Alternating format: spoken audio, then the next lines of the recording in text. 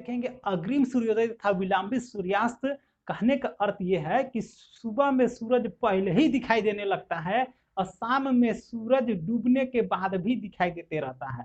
तो इस बात पर लड़का सब सोचेगा, अच्छा इसीलिए सुबह में हम लोग का नींद जल्दी पूरा नहीं होता है ना।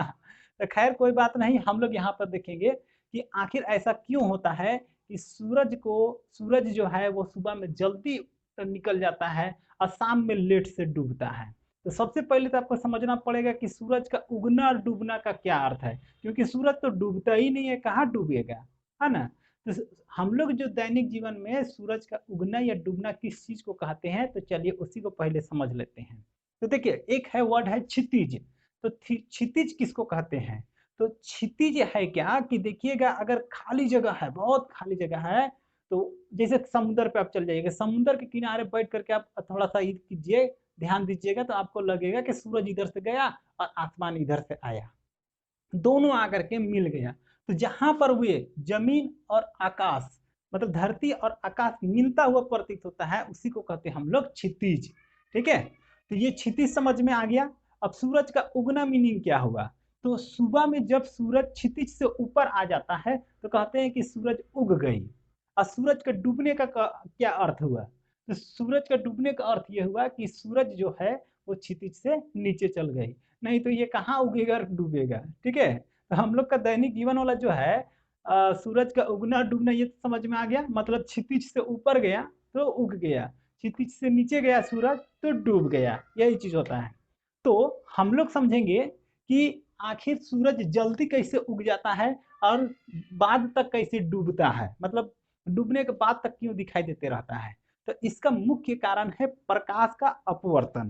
तो देखिए जब सूरज क्षितिज से नीचे रहता है, क्षितिज से नीचे मतलब सुबह में क्षितिज से नीचे है, डूबा हुआ है, इसका मीनिंग क्या, अभी सुबह नहीं हुआ है।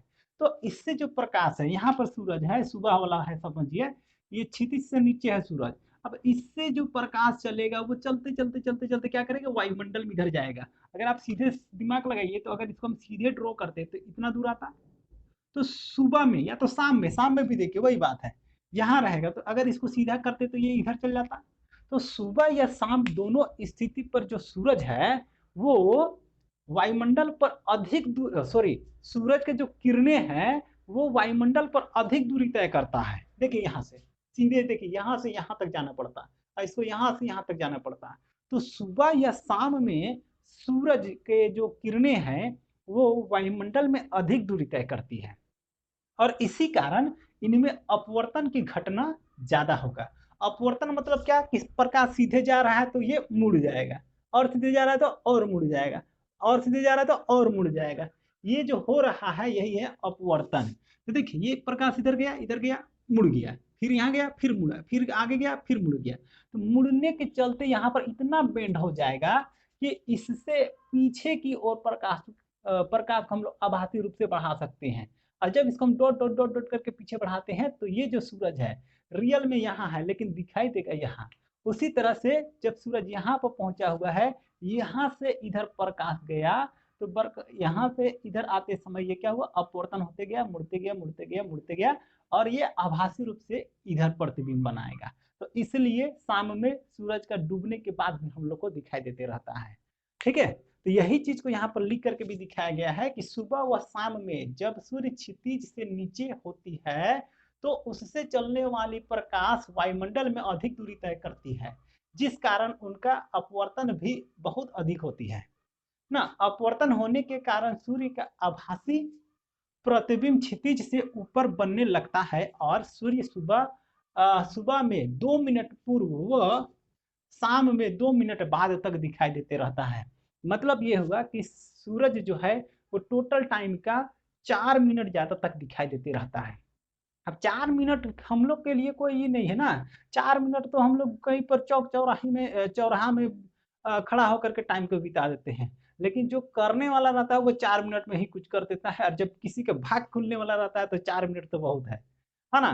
तो 4 मिनट का समय जो है वो बहुत ज्यादा होता है, लेकिन हाँ बशर्ते कि वो सही यूज करता हो तब, है ना। तो ये अग्रिम सूर्योदय तथा विलंबित सूर्यास्त आप लोग को क्लियर हो गया होगा। अब चलिए बच्चों, अब हम लोग देखेंगे प्रकाश का प्रकीर्णन। ये भी बहुत ही महत्वपूर्ण घटना है जो कि वायुमंडल में होता है ना। वायुमंडल में ये प्रकाश का प्रकीर्णन के कारण कारण बहुत सारे घटनाएं आपको देखने के लिए मिलेगा। जैसे आसमान का रंग जो है वो नीला दिखाई देना, खतरे का संकेत के लिए लाल रंग का प्रयोग होना, या तो कहीं छप्पर से जो छेद होकर के लाइट आता है उसका पथ दिखाई देना, या तो देखिएगा कि जंगल उंगल में अगर आप जाइएगा तो कोहरा जो दिखाई देता है, तो कोहरा सब या तो प्रकाश किधर से आ रहा है वो दिखाई देता है। तो वो सभी कारण होता है प्रकाश का प्रकीर्णन के कारण ही। तो उनको जानने से पहले आपको समझना पड़ेगा कि प्रकाश का प्रकीर्णन होती क्या चीज है। तो चलिए उसी को समझने का कोशिश करते हैं। तो हम लोग का जो ये वायुमंडल है, तो वायुमंडल में केवल हवा नहीं है, हवा में धूलकण भी है, हवा का अणुपरमाणु भी है और जलवाष्प भी है। तो जलवाष्प हुआ या धूलकण हुआ या तो वायु का अणुपरमाणु हुआ, इनके कण जो सूरज से जो रोशनी आता है ना उसको सबसे पहले खींच लेता है, रुई की तरह। जैसे रुई पानी को खींचता है ना, उसी तरह वो खींच लेता है और खींचने के बाद फिर से सभी दिशा में छोड़ देता है। जैसे देखे होंगे ना शादी उदी में जरूर पटाखा बजाए होंगे आप लोग, तो पटाखा जब बजाते हैं तो कैसे जाता है, इस तरह से आगे जाता है पटाखा, अचानक से फट करके सभी दिशा में फैलता है। तो उसी तरह से जब सूर्य का रोशनी उन कणों पर पड़ता है तो सबसे पहले वो खींच लेगा और खींचने के बाद सभी दिशा पर फिर से उसको फैला देगा। तो इसी घटना को कहते हैं हम लोग प्रकाश का प्रकीर्णन। देखिए यहाँ पर फिगर बनाया हुआ है, इधर से प्रकाश गया, यहाँ पर देखिए ये धूलकण है, धूलकण इस प्रकार को खींचा और खींचने के बाद सभी दिशा पर क्या हुआ कि वही पटाखा जैसे फैला दिया। ये घटना जो है वो क्या कहलाता है, प्रकाश का प्रकीर्णन। तो इसका देखिए इस तरह से लिखा हुआ है कि पृथ्वी के वायुमंडल में बहुत सारे धूलकण, वायु के अणु, परमाणु, जलवाष्प इत्यादि होते हैं। ये धूलकण ये धूलकण धूलकण कहने से ठीक अच्छा रहेगा कि यहाँ पर केवल कण बोलिए ना। ये कण सूर्य से आने वाली प्रकाश किरणों को सबसे पहले अपने में सोख लेती है, फिर सभी दिशाओं में छोड़ देती है। यही घटना प्रकाश का प्रकीर्णन कहलाती है। ठीक है, तो परिभाषा समझ में आ गया कि सूरज से जो भी लाइट आएगा उसको धूलकण या कोई भी कण जो है वो खींच लेगा और खींचने के बाद फिर से सभी दिशा में छोड़ देगा। उसी घटना को कहते हैं हम लोग प्रकाश का प्रकीर्णन। और ध्यान देने वाली बात है कि प्रकाश का प्रकीर्णन जो है ना वो डायरेक्टली प्रोपोर्शनल या तो अनुपातिक कहते हैं, डायरेक्टली प्रोपोर्शनल 1/। तो लेमडा क्या है, तो देखिए आप लोगों ने देखा होगा कि जब तरंग का फिगर बनाते तो इस तरह बनता है ना, तो ये जो जो दो शीर्ष है या तो ये जो दो गर्त है, इसके बीच के जो दूरी होता है उसे कहते हैं हम लोग तरंग दैर्ध्य। तो प्रकाश का प्रकीर्णन समानुपाती है 1/λ4। ठीक है, इसको एक और तरीका से पढ़ा जा सकता है, प्रकाश का प्रकीर्णन व्युत्क्रमानुपाती है λ4। मतलब अगर दोनों को पढ़ेंगे तो समानुपाती कहेंगे और केवल λ4 को पढ़िएगा तो व्युत्क्रमानुपाती कहेंगे। और इसका मीनिंग ये होगा कि अगर ये बढ़ेगा, तरंग दैर्ध्य बढ़ेगा तो ये घटेगा, और ये घटेगा तो ये बढ़ेगा।